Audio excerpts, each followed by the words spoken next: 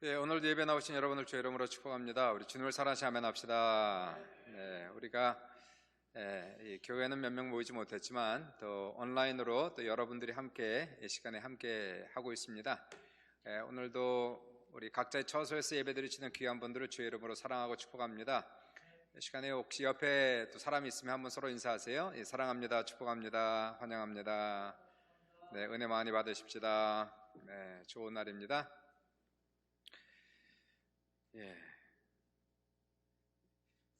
어제 한 집사님이 한국에서 전화 왔는데 이분도 제가 물어봤어요. 한국은 지금 어떻냐고. 그랬더니 거기도 여전히 온라인 예배를 지금 드리고 있고 언제 끝나냐 그랬더니 모른답니다. 한국도 언제까지 온라인 예배를 드릴지 아직 결정이 안 돼서 지금도 계속 온라인 예배를 드리고 있다고 그렇게 말씀을 하셨어요. 하나님의 은혜로 우리가 어디에 있든지 각 처소에서 또 은혜 가운데 넘치는 귀한 우리 모두가 될 교회를 주 이름으로 축복드리면서 같이 시간 말씀 보겠습니다. 잠언서 18장 볼게요. 18장 10절로부터 12절 이렇게 보겠습니다. 잠언서 18장 10절부터 12절 이렇게 석절만 같이 볼게요. 합독하겠습니다. 여호와의 이름은 견고한 망대라. 의인은 그리로 달려가서 안전함을 얻느니라. 부자의 재물은 그의 견고한 성이라. 그가 높은 성벽같이 여기느니라. 사람의 마음의 교만은 멸망의 선봉이요 겸손은 존귀의 길잡이니라. 오늘은 교만과 겸손이란 말씀으로 은혜를 나눕니다. 모든 사람이 다 마찬가지지만 우리는 겸손한 사람은 좋아하고 교만한 사람은 좋아하지 않습니다. 어떤 사람이 겸손한 사람일까요? 세상에서는 일반적으로 예의 바르고 인사 잘하면 참 겸손하다 그렇게 얘기하고요. 또 마음이 착하고 온유하면 참 겸손하다 그렇게 보통 얘기를 합니다. 성경에서 말하는 겸손은 좀 틀린 것이, 성경에서 겸손은 하나님을 전폭적으로 의지하는 마음, 겸손은 하나님을 전폭적으로 의지하는 마음, 그 마음을 겸손한 마음이다 그렇게 얘기하는 거예요. 오늘 본문에서도 얘기하지만 겸손한 사람은 여호와의 이름을 견고한 망대로 삼는 사람 그렇게 10절에서 얘기하지 않습니까? 망대가 뭘까요? 망대는 성벽 위에 높이 쌓는 하나의 망대 또는 망루 그렇게 얘기하기도 하죠. 보통 파수꾼이 적의 동정을 살펴보는 곳, 그러한 곳을 망대다 그렇게 얘기합니다. 보통 성 안을 안전한 곳 그렇게 얘기하죠. 예루살렘 성, 그 안은 안전한 장소인데 성 안에서도 가장 안전한 장소가 어딜까요? 바로 망대라는 곳이에요. 가장 높은 곳을 얘기하는 겁니다.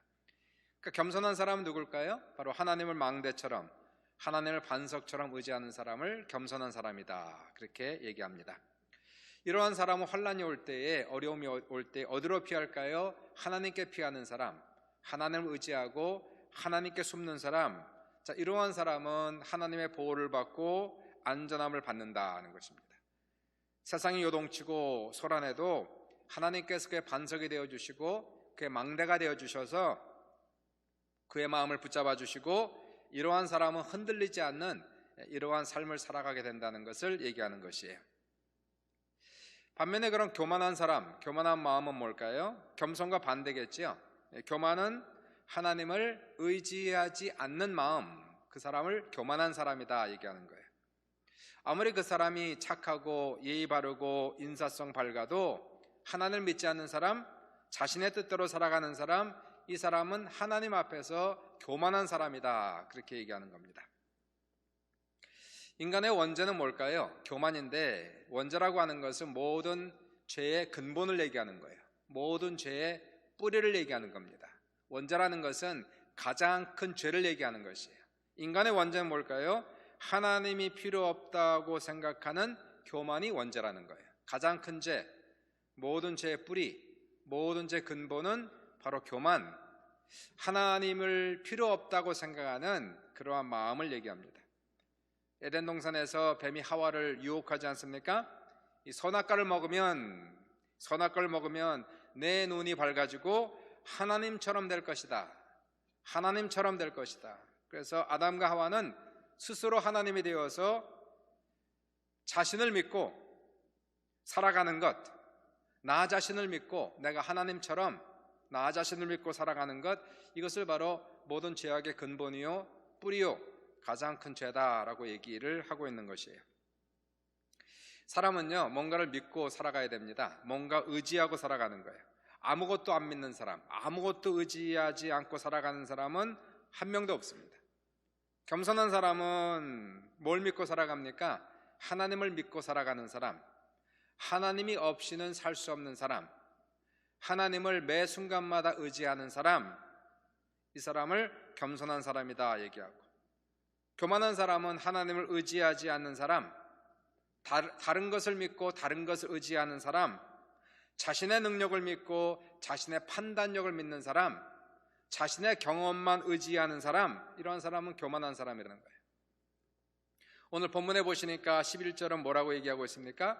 11절에서 부자의 재물은 그의 견고한 성이라 그가 높은 성벽같이 여기느니라.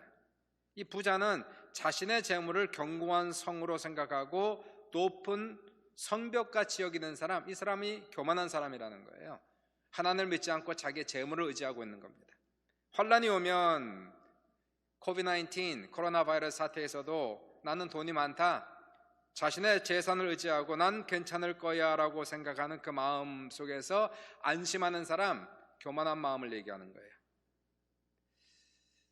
이게 겸손과 교만의 차이를 오늘 본문에서는 분명하게 정확하게 얘기를 하고 있습니다. 겸손한 사람은 여호와 이름을 견고한 망대로 삼아 그리로 달려가서 안전함을 얻는 사람, 교만한 사람은 자신의 재물을 견고한 성으로 높은 성벽같이 여기는 사람, 이 사람이 교만한 사람이라는 결과는 뭘까요?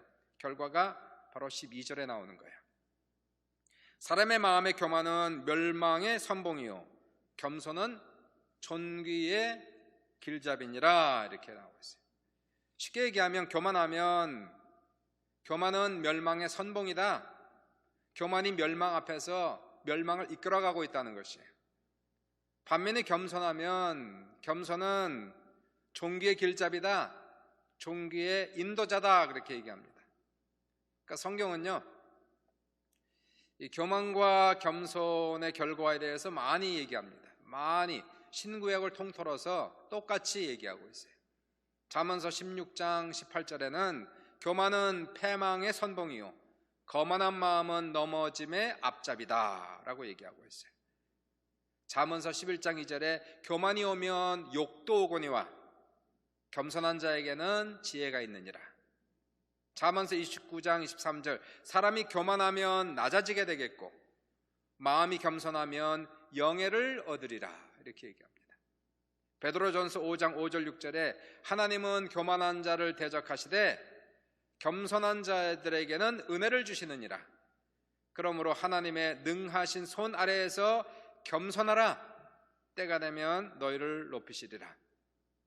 신구약을 통틀어서 똑같아요. 하나님은 교만한 사람을 낮추시고 겸손한 사람은 높여주신다라고 얘기하는 겁니다.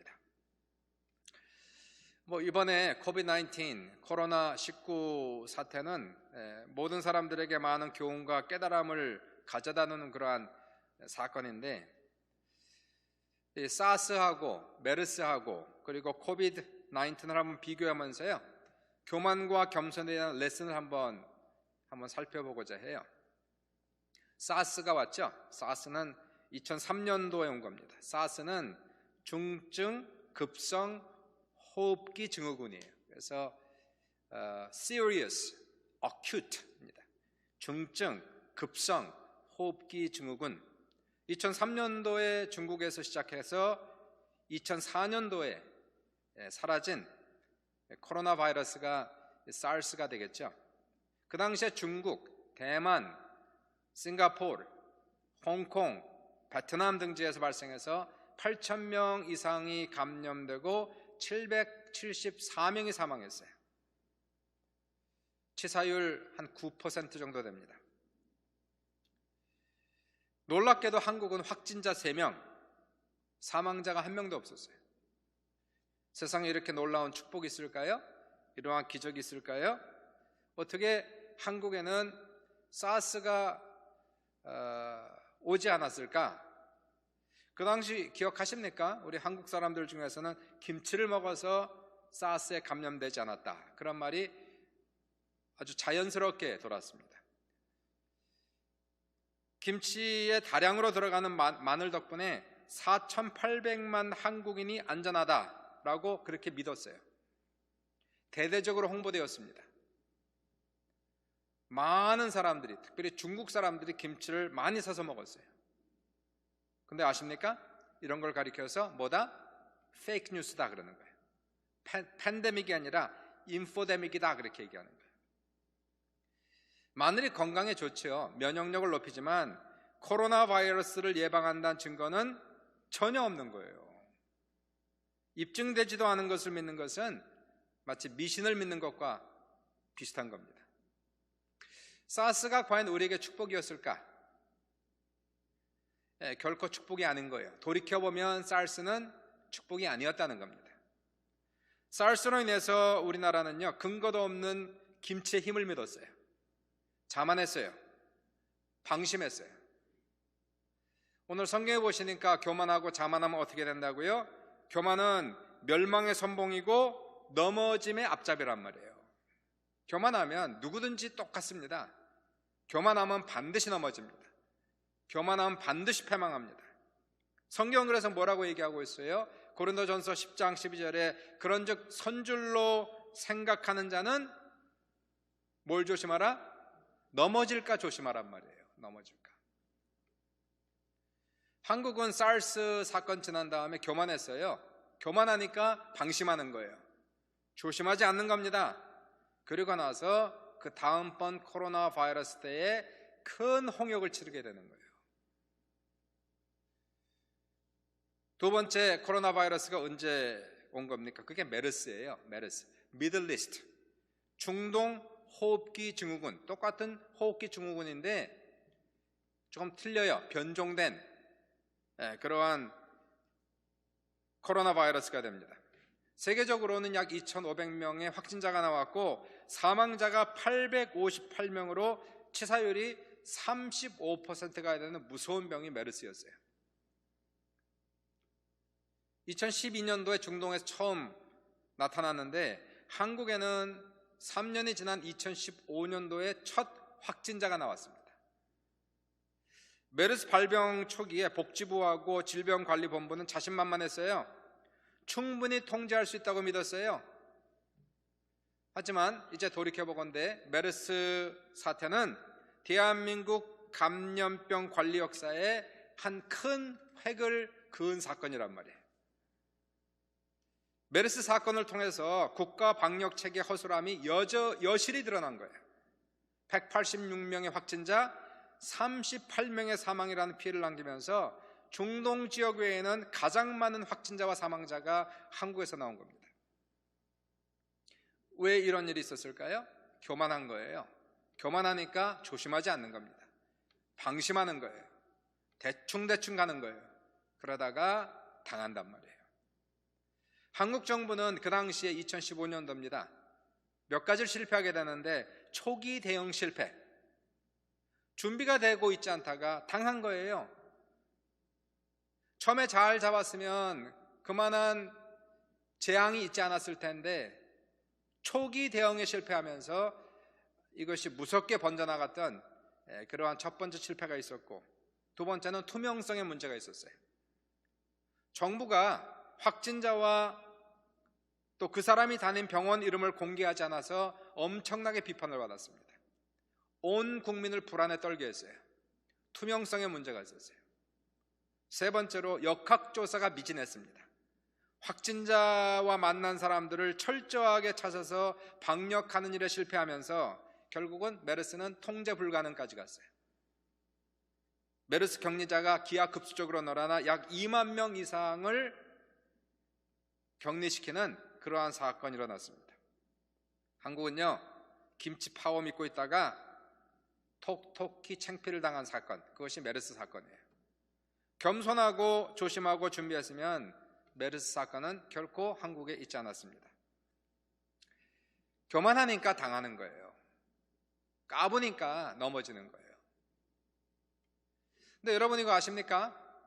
메르스 사건, 돌이켜보는데 메르스 사건은 하나님께서 대한민국에 주신 축복 중에 가장 큰 축복이 메르스 사건이었단 말이에요. 메르스로 인해서 한국이 넘어졌어요. 세계적으로 수치를 당했어요. 굴욕을 당했어요. 그러면서 한국은 비로소 겸손해졌어요. 낮아졌어요. 겸손하면 어떻게 된다고요? 존귀케 된단 말이에요. 영예를 얻는단 말이에요. 하나님이 높여주신단 말이에요. 한국 정부가 이게 5년 전입니다. 메르스 사태를 당하면서 크게 깨달았어요. 방역이 얼마나 중요한지 알았어요. 메르스 때의 경험을 바탕으로 다시는 그런 일이 없도록 철저하게 준비를 하고 있다가 5년 만에 코로나19 사태가 터진 거예요. 한국은 일사천리로 움직였습니다. 이미 5년 전에 당한 경험이 있어서 철저하게 준비가 된 상태였기 때문에 문제가 없었던 것이에요. 코로나19 사태 1월 달에 첫 번째 확진자가 나오고 2월 달에 대구에서 31번 슈퍼 전파자가 나오면서 한국은 중국에 이어서 코로나 바이러스의 에피센터가 되었어요. 전 세계는 한국을 기피했어요. 한국 사람들에게 국경을 봉쇄시켰어요. 그러나 대한민국은 개의치 않았습니다. 5년 전 사건이 있었거든요. 초기 대응 실패. 이게 얼마나 무서운지 알았어요. 전염병에서 가장 중요한 것은 초기 대응이란 말이에요. 초기에 바이러스를 잡지 못하면 2차 감염, 3차 감염되면 통제 불가능해요. 한국은 이미 5년 전에 이러한 사건을 당하면서 이번 사건이 터지고 나서 여러분 잘 알지만 드라이브-스루 테스팅 센터, 그 다음에 워크-스루 테스팅 센터를 만들어서 사람들이 검사를 아주 손쉽게 받을 수 있게 했어요. 가격도 거의 공짜에 가까울 정도로 저렴해서 돈이 없어서 테스트를 못 받는 사람은 한 명도 없었어요. 한국은 지금도 인구 비율로 볼 때에 가장 많은 사람들을 조사한 나라입니다. 한국이 왜 그렇게 확진자가 많았을까요? 이것은 감염된 사람이 많은 게 아니라 진단 능력이 높았기 때문에 감염자 숫자가 많은 거예요. 그래서 그 당시에는요, 치사율이 0.5%까지 내려갔어요. 워낙 많은 사람을 조사했으니까 치사율이 0.5%까지 내려갔다가 지금은 치사율이 2.2%까지 올라간 그러한 사태가 됩니다. 아시죠?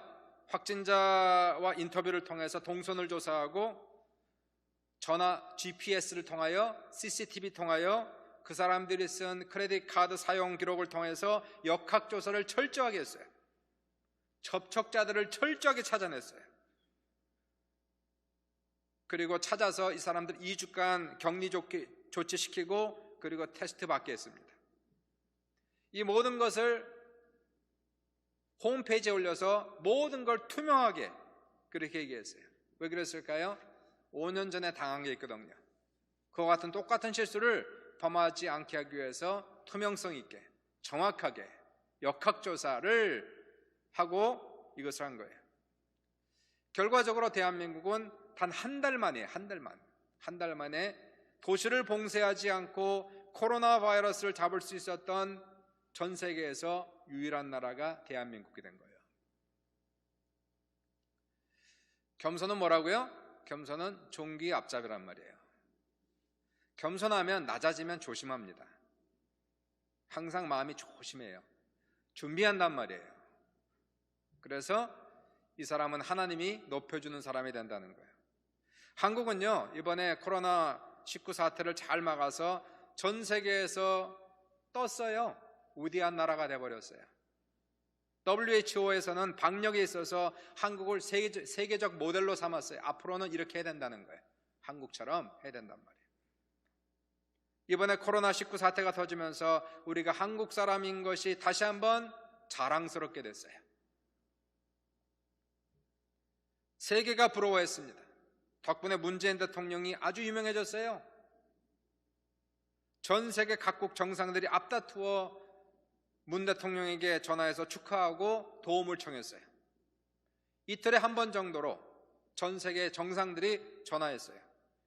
지금까지 20개 이상의 정상들과 대화하고 트럼프 대통령도 3월 달에 전화해서 도움을 청한 것을 우리가 다 알고 있는 사실입니다.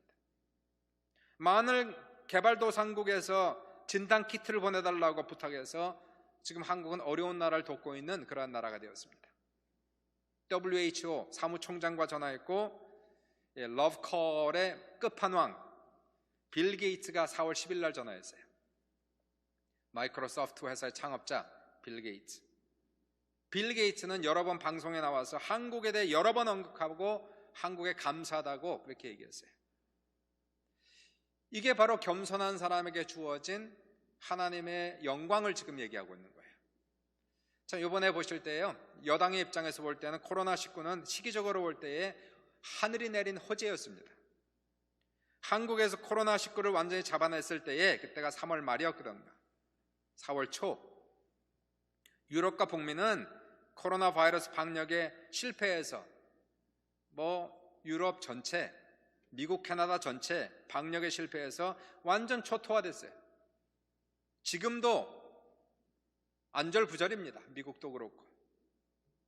바로 그때에 4.15 총선이 온 거예요. 더불어민주당은 역사적인 압승을 거두었습니다.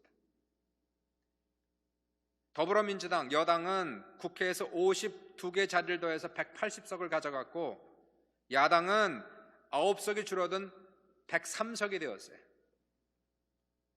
정광훈 목사가 광화문에서 그렇게 투쟁했습니다. 금식하고 기도했어요. 그런데도 하나님은 결국 민주당의 손을 들어줬습니다.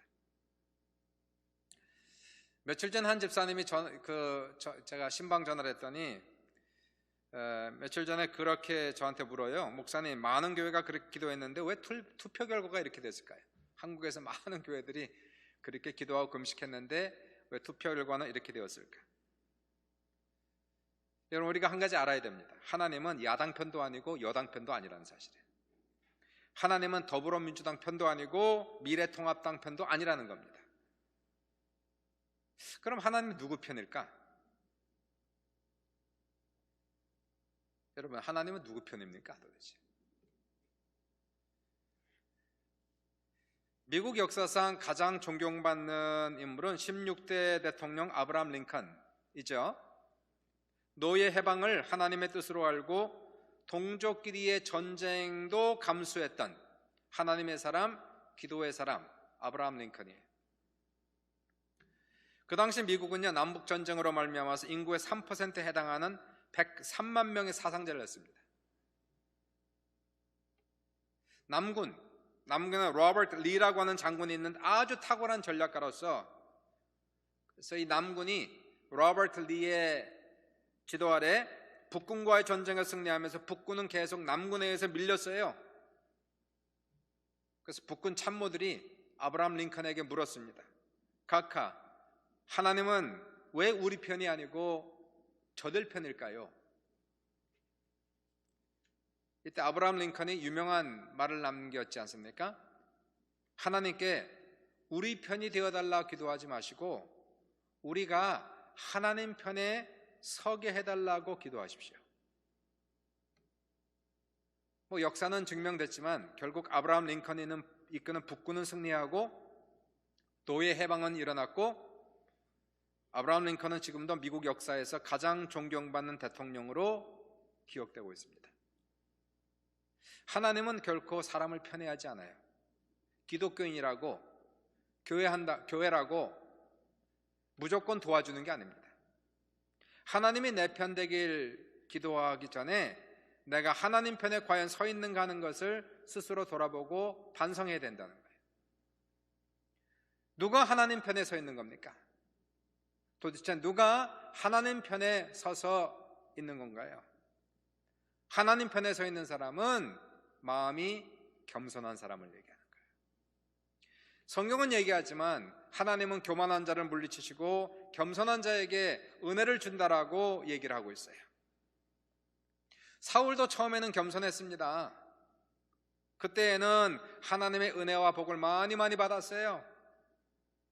왕이 되고 전쟁에 이기고 권력을 갖게 되면서 사울 왕은 마음이 교만해졌어요. 하나님의 뜻을 찾기보다는 자기 마음대로 생각합니다. 자신의 권력과 명예를 지키는 것을 가장 중요한 것으로 생각했어요. 자신의 말을 듣지 않는 사람들은 제사장이라 할지라도 쳐 죽이고 제거했어요. 결과가 어땠어요? 결국 사울에게서 성령은 떠나고 악귀가 임하고 멸망의 자식이 되어 비참하게 죽는 결과가 사울에게 임했던 것이에요. 솔로몬도 보세요. 처음에는 겸손했잖아요. 하나님을 전폭적으로 의지하여 1000번의 제사를 드리면서 하나님의 도우심을 구했어요. 겸손한 그에게 하나님께서 은혜를 베푸셔서 솔로몬의 기도에 응답했어요. 솔로몬에게 놀라운 지혜를 주셨고 그의 나라를 가장 부강한 나라로 만들어 주셨어요. 근데 솔로몬은 부강해진 다음에 마음이 교만해져서 더 이상 하나님을 찾지 않았습니다. 하나님을 의지해야 되는데 하나님을 의지한 것이 아니라 하나님이 주신 지혜를 의지한 거예요. 하나님이 주신 은사를 의지한 거예요. 그리고 하나님께 기도하는 것이 아니라 하나님이 주신 그 지혜를 따라 하나님 없이 자기 마음대로 결정하고 그리고 살아간 거예요. 솔로몬은 타락합니다. 하나님을 멀리해서 결국 솔로몬 때문에 이스라엘 나라는 남과 북으로 갈리는 오명을 남기고 솔로몬은 죽게 됩니다. 이스라엘 민족을 보세요. 그들은 자신이 하나님께 선택받은 민족이라고 자신하고 자만하고, 이방인들은 개라고 생각하면서 마음이 교만했어요. 하나님 앞에 겸손하지 않았어요. 불순종하며 살았어요. 결국 하나님은 선택받은 민족이라 할지라도 하나님은 교만한 사람을 대적하셨습니다. 버리셨어요. 이스라엘은 패전국이 되었고 그들이 그토록 의지했던 예루살렘 성, 하나님을 의지해야 되는데 성을 의지하는 거예요. 성을. 하나님이 주신 축복을 의지하고 있는 거예요. 그들이 그토록 의지했던 예루살렘 성은 불타버리고 그 아름다운 성은 황무지가 되어버립니다. 하나님이 내 편이 되어주시는 것이 아니라 우리가 하나님 편에 서야 된단 말이에요. 누가 하나님 편일까요? 누가 하나님과 함께하고 하나님은 어떠한 사람과 함께 있기를 원하실까요? 바로 마음이 지극히 겸손한 사람들이에요. 겸손한 사람은 하나님을 전폭적으로 의지합니다. 하나님을 나의 피난처 삼고 나의 반석이시요 나의 산성이시요 내 창검이시요 나의 망대가 되는 분으로 믿고 의지하며 살아가는 마음이 겸손한 마음이에요. 하나님이 주신 축복을 믿는 것이 아니고 하나님이 주신 은사를 믿는 것이 아니고 하나님을 의지하는 사람. 자신의 성품, 자신의 선행, 자신의 겸손도 믿지 아니하고 오직 우리를 위해 십자가에 돌아가신 예수 그리스도를 믿고 의지하는 사람, 이 사람이 바로 겸손한 사람이에요.